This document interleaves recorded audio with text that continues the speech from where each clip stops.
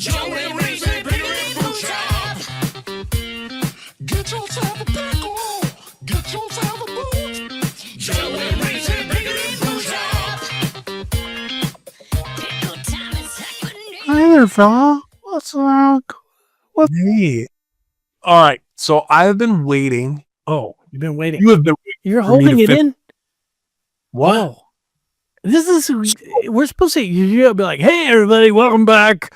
Patronizers. You know, you say something like that. You're not Yeah. even going to do it. Okay. Try Ladies it. and Hey. gentlemen. Okay, there you go. Ladies and gentlemen, welcome back to the patronizing episode number 28. Today, Pickle and boot shop. I want to tell you about You forgot to something. say pickle and boot shop. This is the Pickle and Boot Shop. Okay, good. We're your hosts, Don Q Don Q. and Corey Feldman. And Romando. you sent me a text last week. Yeah, out I of the did. blue. Okay. It's getting Out real of blue, you serious. send me a text that says, have you listened to the podcast, the telepathy tapes, or you have to listen to the, let me I pull said, it I up. think that you Let me pull it have to. But I Yeah, let me pull it up. I use strong language, Joe, because sometimes you don't do things that I demand of you. I know. And sometimes I just am like flat out, like, I demand that you let me sleep in your bed with you. And you are like, Right. I locked the door. Bye. In Okay. We- You put, this. Okay.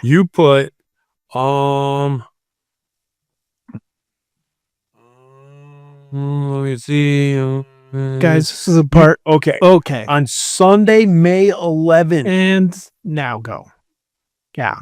Sunday, May 11th at 3:51 in the PM, you send me, dude, please listen to the podcast, the telepathy tapes, as soon as humanly possible. Oh, I said, please. I'm not kidding. It will change your life. Wait until episode 9. Okay. I thought, I didn't go back and read it. I thought I was remembering episode 8. So as I'm listening, I'm like, okay, here comes episode 8, the one that Reese, and it was good, but I didn't know what you said. Oh my gosh, this is going to get you. And so I listened to 8 and I'm like, I don't know. And then episode 9, I'm Gotcha. thinking you told me 8. And then I listened to 9, not knowing you said 9. Oh. And 9 was, oh my word.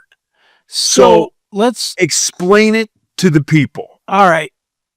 So I was looking for a new podcast and flipping through the Apple Podcasts. I was out working on the garage or whatever I've been doing.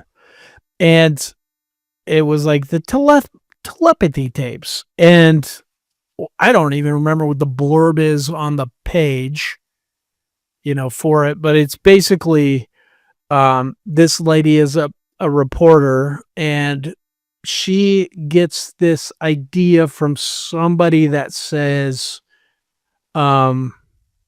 hey, there's these nonverbal autistic kids and the people that care for them think they're reading their minds.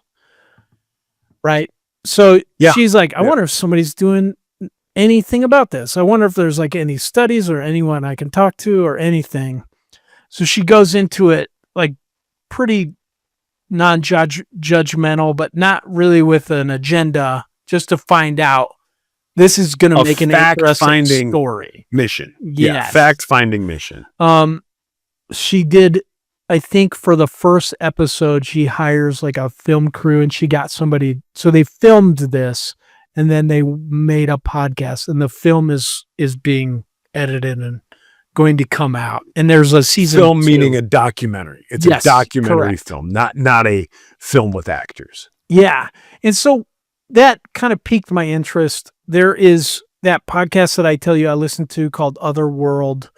So that whole thing is just like people telling their weird stories. And the guy that hosts it, Jack Wagner, he's pretty like he tries not to have an opinion.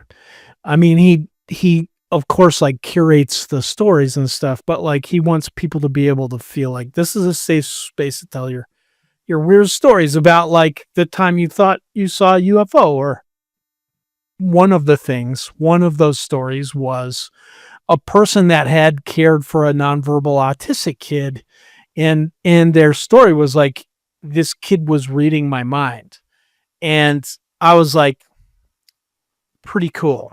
Like I don't disbelieve that, but then here's this other thing and it piqued my interest. I was like, so this is another person reporting on this, or they want to do a study on it. And I find that to be interesting. So I started listening to it and then could not stop. Like I listened to them all in one day. Just, yeah, maybe 2 days, like while I was working out in the garage for like a weekend. But like by the time I was on 9, I just was like sobbing on the floor for a half hour. Easy. Like, so you go ahead. I want to hear about what happened for you. To kind of piggyback on what you're saying and an explanation for it and what it's about, we're not doing this. I mean, I guess in the sense of a spoiler, this is a spoiler because we're going to talk about it, but we can only talk about a fraction of what is in there. And when you go and you listen to it, nothing that we say today is going to ruin anything. It's not like a linear story. We're not going to spoil anything. It's this amazing compilation. And the woman who does it puts it together brilliantly. And so this thing starts off like, take me, for example, who knows nothing about telepathy. Nothing. I don't know the difference between telepathy, telekinesis, whatever. If you ask me about telepathy, I would probably say doesn't, Jean Grey have that in the X-Men, like that type of thing. Didn't know anything about it. So I'm coming in completely open-minded. I don't believe in aliens. I don't believe in a lot of like conspiracy theories. I'm not a conspiracy theorist. Anything like that. I like to think of myself as someone logical. I think our listeners believe that as well, because I have had my mind changed by you on different topics. I have had my mind not changed by you on different topics. So I think I listen, I take in information, and I make my own kind of judgments and stuff. And so the way this lady lays it out is like episode 1, you like start to dip your toe into this pond of ASD, autism spectrum disorder, nonverbal students that kind of range in different ages. And you start to dip your toe into their lives and start to hear some stories about some things that have happened in their life. And then the second episode will like go to other families where like even more stuff. And then other families on the next episode, even more stuff.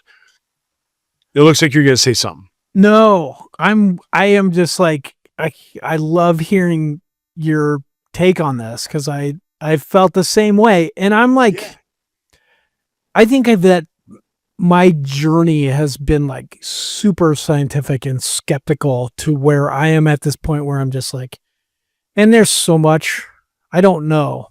Like, I don't know if there's aliens or not, but like, I was curious about this, and that's part of me just saying like, I don't know, but it's so cool. So the lady's name is Kai Dickens. Yes.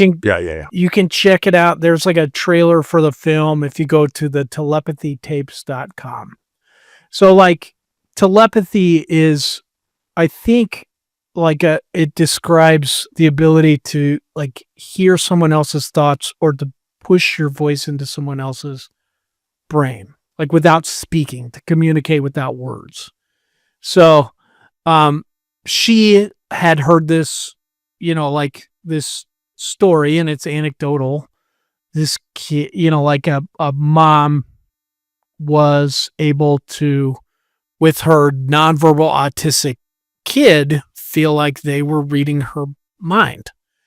And she's like, that's interesting. I wonder if anybody's doing any studies on this, because it sounds like this person that she knew that was saying this, I think, was telling the truth, and she wanted to study it. So she found a doctor, like not a PhD, she's a medical doctor. She's a psychiatrist, and she was studying it. Correct? And Or a brilliant neurologist. one at that. Yes. A brilliant one at that. Top of her class at Johns Hopkins Yes. University Medical. Ends up going to Harvard. Uh-huh. Harvard Medical. Neurology.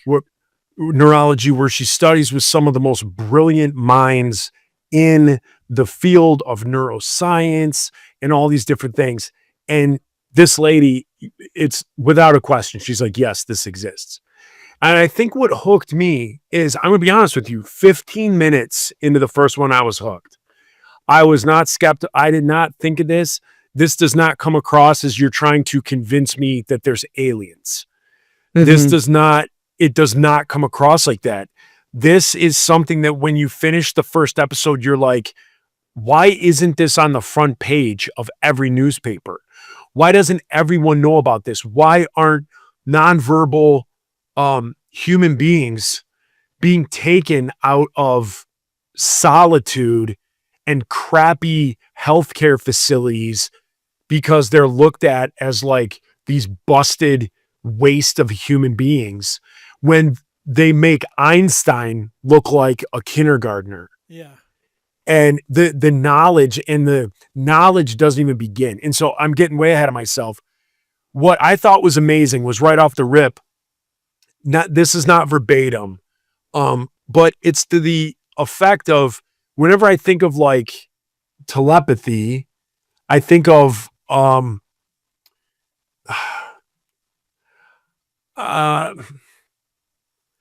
don't know. I guess I can't put into words like what I think. I think it's like I have a thought in my head and I'm going to push it into yours, or you have a thought that you push into mine, and you just kind of think they're memories, they're things that are in your head.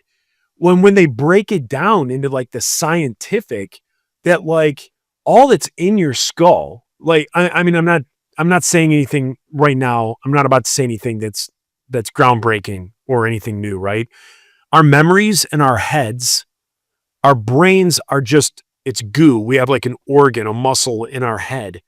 Within that muscle, there are no memories. I cannot open up your head and pull out with my fingers a memory, right? They're not these physical things.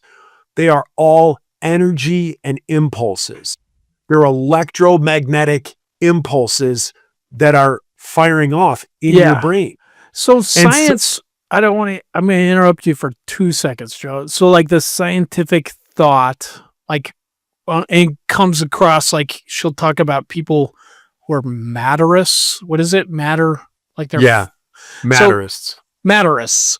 So the consensus in science in our culture is that everything is matter, that we start with like this pyramid of like physics is first, and then chemistry, and then biology. And that like everything can be explained in that pyramid.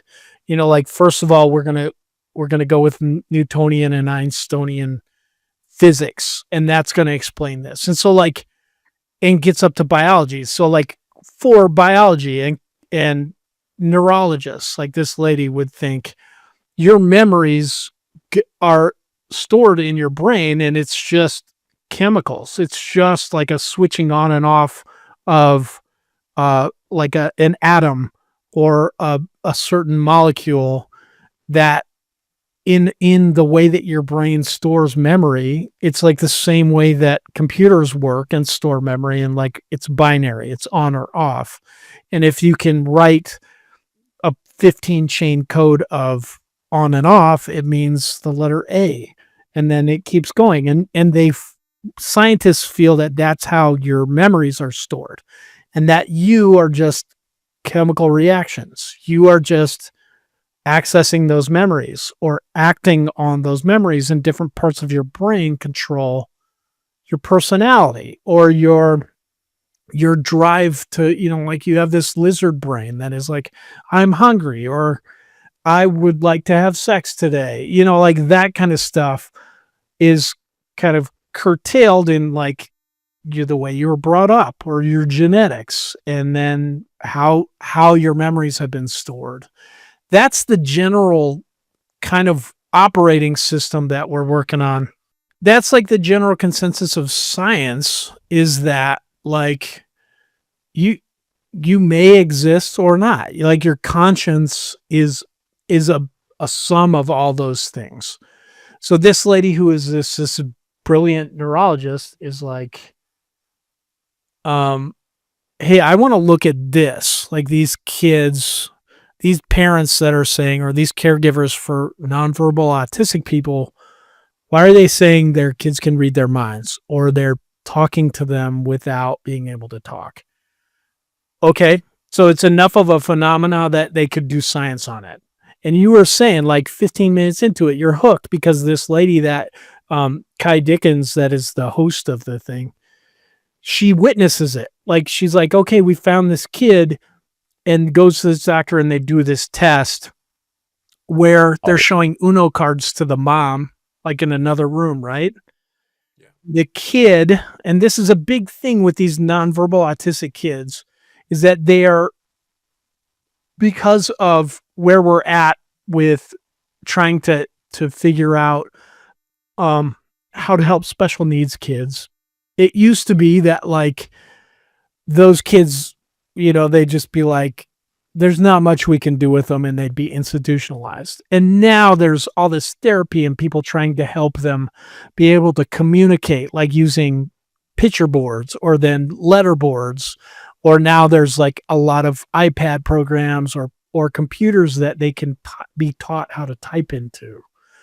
So these kids that previously, you know, when you and I were growing up and in school, would not even be able to go to school, or they'd be like in the special ed class in the back and they'd be playing with, you know, whatever dolls, not doing anything. Markers, Mhm. markers and drawing, Yeah. coloring. So then since the 90s, there's been this kind of blazing movement to find out if they're able to communicate this way. And of course, yes, these kids can, and they're learning.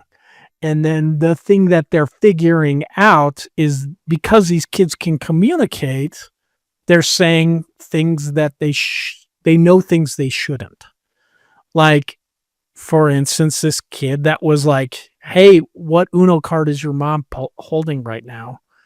And the kid would know, like, know in Spanish. Who had that kid? Remember, he had like, or she had no concept of Uno. Ironically, only spoke Spanish and was from Mexico. They don't have Uno. I think it's called One down there. But she could read her mom's mind. Like, she was seeing what her mom saw. Yeah. And then it just kind of explodes from there, right? Yeah. Yeah. That was like the first one.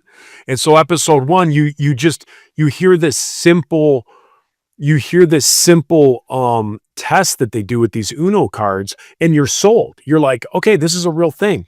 And then, like you said, it explodes. It just goes from there. But what I was saying about like the impulses is you don't have these physical thoughts in your head. So if you're driving and stuff and you're like me and you have to have things kind of explained a little bit better, you don't have the physical memories in your head. They're all electronic impulses that are going on in your head. And so what it's basically saying is these people are kind of saying that this is going on all around us. Like walkie-talkies, to get one walkie-talkie to the next walkie-talkie, a walkie-talkie is simply taking in a radio wave, an electrical impulse. And so they kind of say it in the first episode or two that our bodies can be in tune with that as well. And the electrical impulses, you touch a smartphone and it lights up. You put a latex glove on and touch the phone and it doesn't do anything. You take that off, there's electrical charge coming off of our bodies.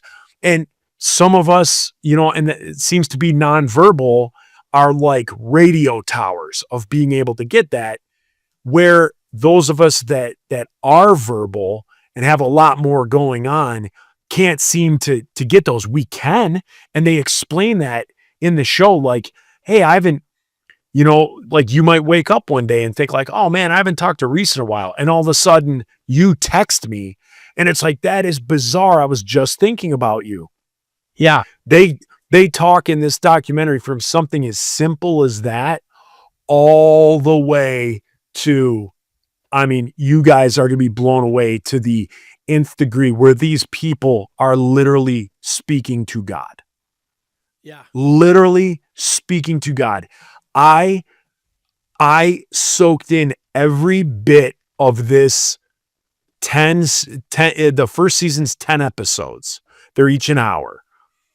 I soaked in all 10. I listened to them all. It took me about 3 days, I think, to listen to all of them. And, I mean, it is absolutely, you're never at no point. And here's the thing, man, I don't want to, what's a way of putting it? Like, I don't want to, You want to I'm just going to, I'm going to caveman my way through it. So I'm just going to say what's on my mind and then try and clean it up. Okay. I don't want to like prejudge anybody, right? I don't assume everyone's going to think like I do.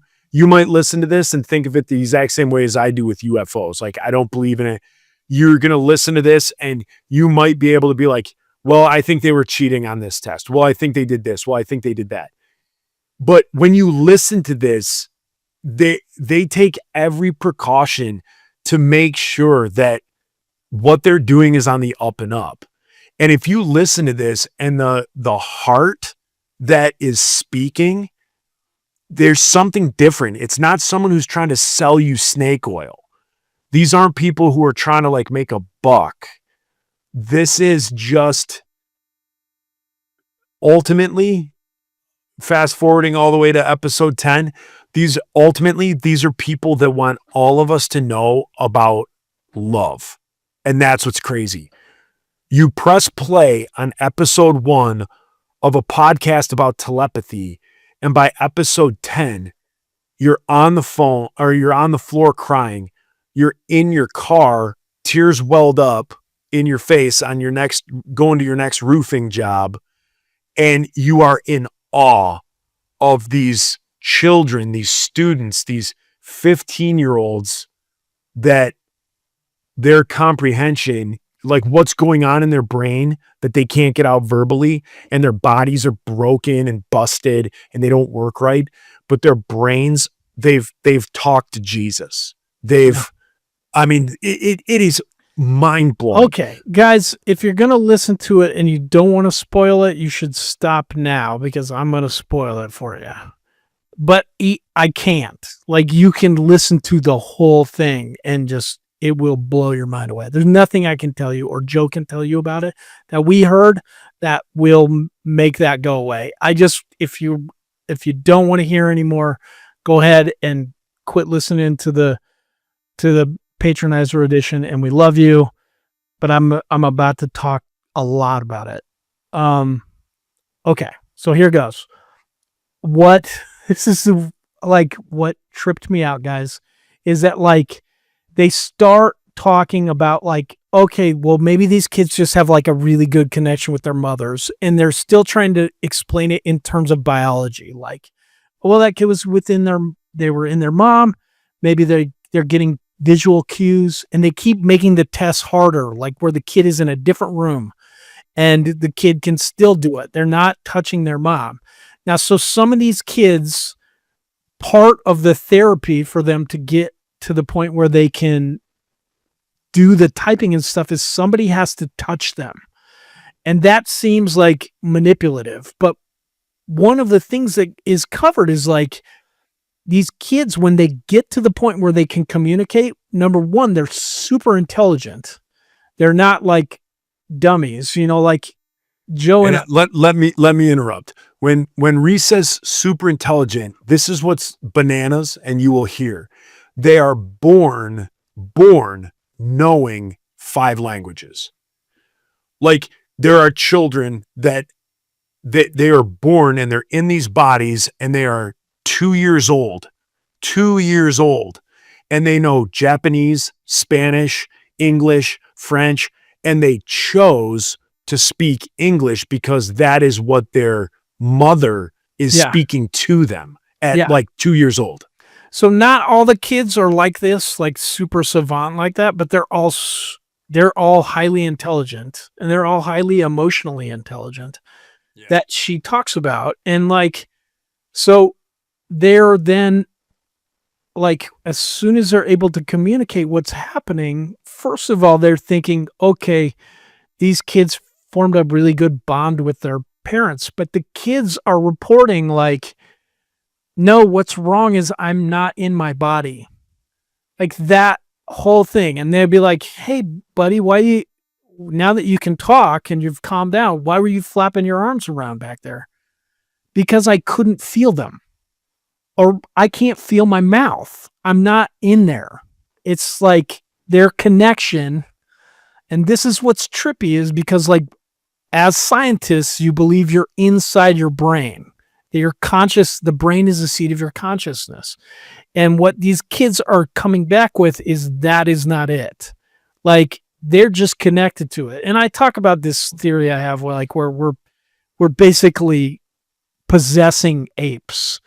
I think this kind of adds to that theory that I have that we are just like animating the bodies of these apes, that our souls possess them. And so these kids are reporting like their bodies don't work because they're not quite connected. So if a caregiver is like touching their elbow, that reminds them, oh yeah, I'm still in this thing. I'm in this body and I can move this arm around. I can type out what I'm thinking. But the craziness is they start talking about this place called the Hill. They'll be like, how do you know? Like these two parents from across the city were just like, hey, your son said that no, they were like states away, weren't they? Like your States son away, just told me to call you and said that they're best friends. Our kids are best friends. What? And the kids were best friends because they met in this place that they call the Hill. And the Hill is this place like that the kids can only describe not a as physical, like, not a Right. physical place. right. Like they go and they are with the other kids and they hang out and talk and they learn Japanese or they learn and they're like anyone that's read a book, they can just show you all the contents of it immediately. Like it downloads into them. So these kids are like super smart savants. They're displaying this, like they're able to type it out and say like, yeah. Do you want to know what that is in Greek? There's no reason why that kid could know Greek, but they do. There's no effing reason except they're telling the truth. So then they know each other. All these kids from across the world know each other from going to this place. Insane. Like not just there's telepathy that people are sharing thoughts, but that like they are confirming this is what autism is. Like you are a soul and you are not completely plugged into that body. Like you're halfway between heaven and the earth. Yes. Yeah. And then dudes, this is the craziest. So, and I'm sure this is what got you crying was the kid that they all loved. He was just this big, he was somewhat verbal, loved to go in the hot tub. He died. He drowned. And the parents of all these kids were friends and they're like, we got to tell them. And when they went to tell him, they already knew because they were in wherever he was there, right? Yeah. And they were like, he told us he was going to die. And now he's here and he's beautiful and he's high-fiving all the kids. Yeah. Like, He would like love high-fiving people. and where the fuck that is, he was there Yeah. alive, and they were not sad. Like, they were like, one of the girls was his fiance. Yeah. She knew he was gonna die, and then was telling the parents, like calming down the parents. He's alive. He's here. He has a job. All the new kids that come in, he gives them high fives and shows them around. Yeah. Like, Yeah. what? Yeah. And to add to that, that is the part that obviously got me. And then what it was so in that whole situation, the mother that had called some of the friends' families to let them know that this kid, John Paul, had passed John away. Paul. Yeah. And they had already known it.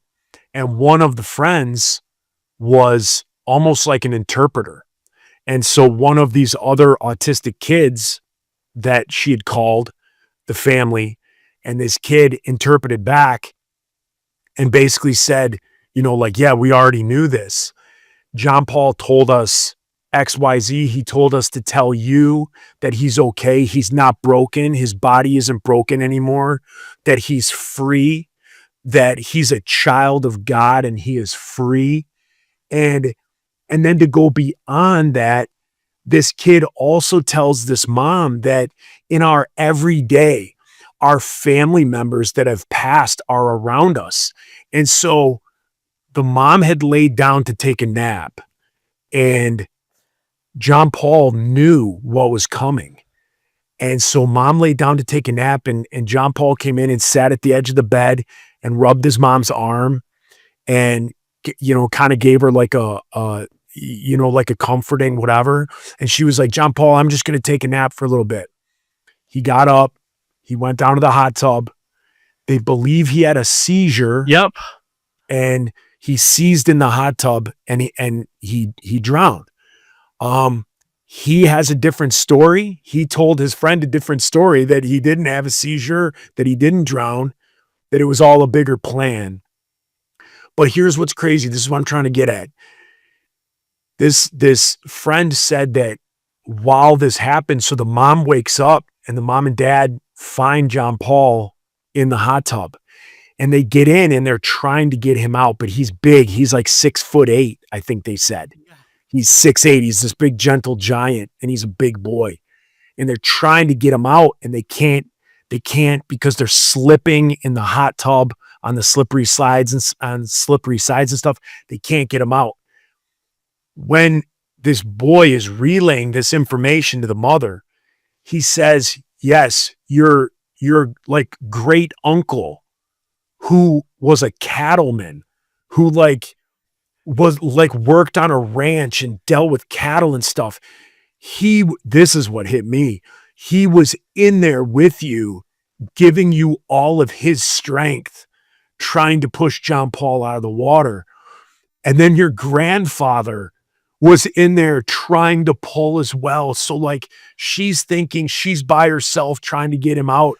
And all these family members that have passed are trying to pass their strength onto her to get him out of the water. It was incredible. It was incredible. Like things that no kid should have known. No kid, autistic or any other way, should have known about her family. And this kid is away.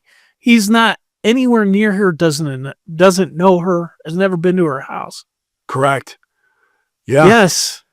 It's absolutely amazing. And the thing is, when you read the description, it's a scientific documentary about the science of this, and there's all this, but it starts to bleed into the spiritual. And the woman who's doing it, Kai, doesn't sound like she's a Christian. She doesn't, at no point in this. I believe she was an atheist before this. Yeah. And so going through this, she never speaks. She never downplays anything. She just speaks the facts, and she gives what these kids are telling her. And they have story after story of meeting God, of all it's bananas. It is mind blowing. Yes. There's like, they ask, like, do other forces come in? Do other, like, are there other personas in there or people that get in there with bad intentions? And they are like, no, there's these guardians that are these huge guardians that are stationed around the hill, and they protect us. And they're like, well, do you only talk to other kids? And they're like, no, there's like grandpas there, grandmas, and then there's the rabbi. Yeah. I'm like, what? The rabbi tells us all kinds of things. Like, holy fucking shit. And dude. it sounds bananas to have, Reese Roper and Joe Yerke kind of telling you guys this. It just sounds like a hodgepodge of different ideas. But when you're listening to this, I'm believing every word. They have homework time. So because all they want to do is learn, because their brains are so far advanced beyond any of ours, all they want to do is learn. Like I said, they're literally born with all this knowledge of different languages of how things work, of memories of being in the womb, memories of being 2 weeks old, things like this. They have all this craziness. I forget where I was going with that. Shoot, I forget what I was going to say. It was good, Joe. Yeah. Shoot, I forget where I was going with that. Nah. Hopefully it'll come back to me. I can't even remember a thought from 30 seconds ago, and these people are absolutely brilliant. Oh, yeah. So they have homework and or it's study time. And so because a lot of times they're institutionalized, they're put away and given a coloring book, or someone's just there to wipe their mouth, and they just think that this person is just living out their time before they pass. And inside their minds, they're going places and learning. And they said that like they would, almost like a meditation, like they go away to this place called like the Hill. Or one said that they went in a room one time and there were different hats, like in this, this different like realm, I guess you could say. And they went and there were different hats. And like the first hat was like Mark Twain. And they put the hat on, and and Mark Twain like told them how to write. Like Mark Twain like told them how to write a story. And then the next hat was like somebody else that was like amazing in their field from history that has passed. And they put that hat on, and like, I'm making up an example, but like William Beaumont was there to give them an entire like biology lesson and how the human body works, everything about the human body. They put on the next hat, engineering, like all these different things. It's all I can keep saying is it's bananas. You gotta listen to this, you guys. This community that we've built, this isn't like a goofy little kind of dumb community. I don't think there's anybody that listens to this show that I think I'm like the dumbest one in the community. You guys that listen, you guys are so heady. It's Sonny. Nuts. Sonny is the dumbest, guys. Sonny would, I stand corrected. Sonny is the dumbest.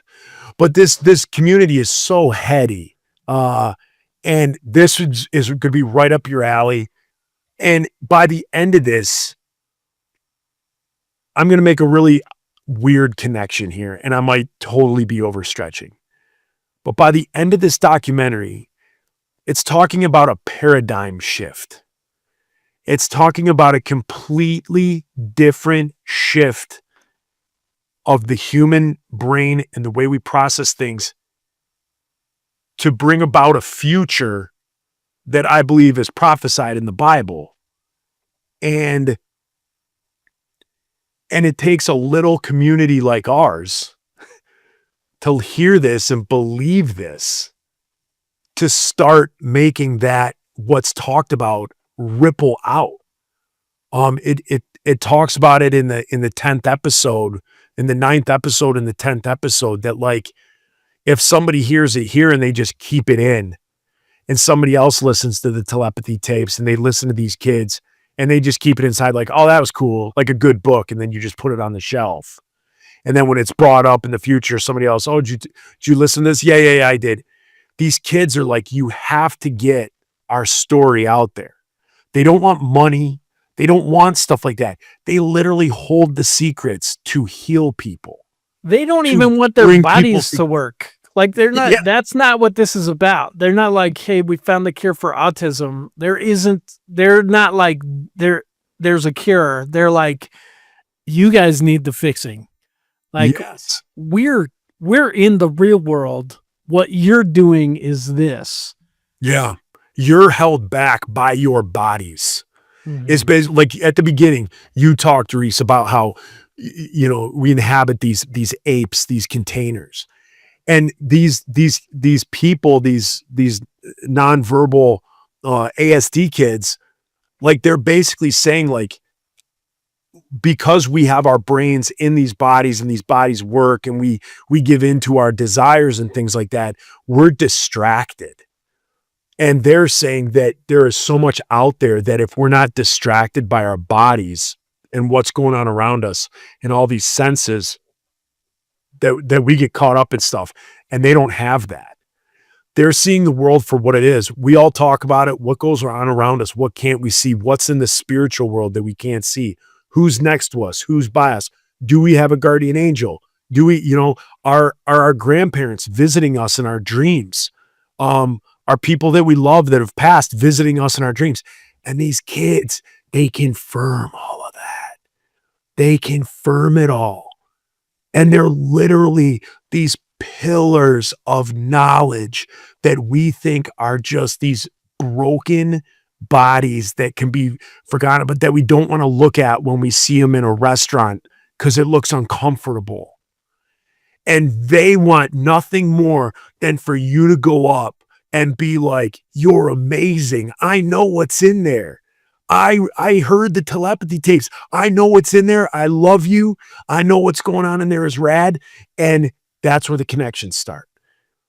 They said that the root of telepathy starts with a connection of love and belief. And to believe in them and to show love towards them is where then they can start to connect with the impulses. And it makes me want to use words that, as a 48-year-old dude from Detroit, and you guys know, I don't use words like this. It's so beautiful. It's a beautiful podcast. It's just gorgeous, the stories that you hear. And I believe everywhere. I don't believe there is one lie in the entire thing. I don't think there is one deception in any episode. I believe all of it. And there's something about, like, I feel like the Lord kind of squeezing my shoulder, saying like finally part of that story is being told as well. Yeah. I mean, it's amazing. You just, I can't help but every day tell Heidi about it. And she's like, I gotta listen. And I try and tell her, and I try and explain to her, and literally every 10 minutes, there's something monumental that hits home. It's amazing. You guys, you gotta listen to it. Yeah. I told Kara at the same time I told you, I was like, please listen to this.